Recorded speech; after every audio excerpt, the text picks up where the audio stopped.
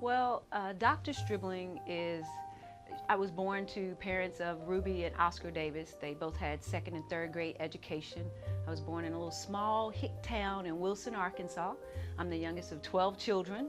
My oldest sibling is actually 72 years old. And of course, me. There's mostly girls and the rest, 4 boys and the rest are girls. Sonia Stribling is a young lady who played semi-pro basketball overseas, joined the military right after college, and stayed in the Army for 21 years.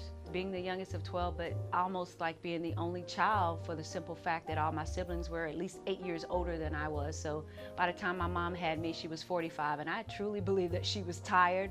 So when it got to me, I was able to do pretty much whatever I wanted to do. And when I joined the military, my whole mindset was changed. It was transformed at that moment because it was more focused on a team effort instead of just on me.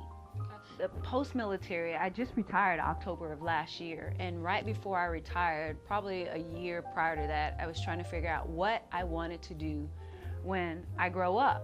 And that's what we call it. What do you want to do when you grow up? Although you stay in the military 20 plus years, you're still trying to figure out what you're gonna do, what you were created to do outside of the military. And I had been created to help other people get to their next level, help people use their inner power to get to where they wanted to be. So once I realized that I was capable of doing that, I started that mission of becoming a life coach, getting certified to be a life coach, and shortly after found a niche of being a divorce coach.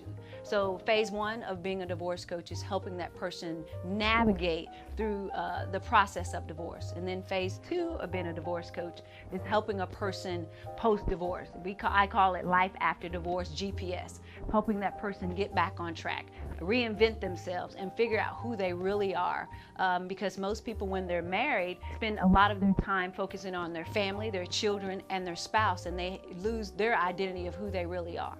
Next Level Living 7 became an actual institute, where it's a institute where it teaches women to use or actually discover and use their inner power to ascend to their next level. I coach people through the process of divorce and getting their life back on track.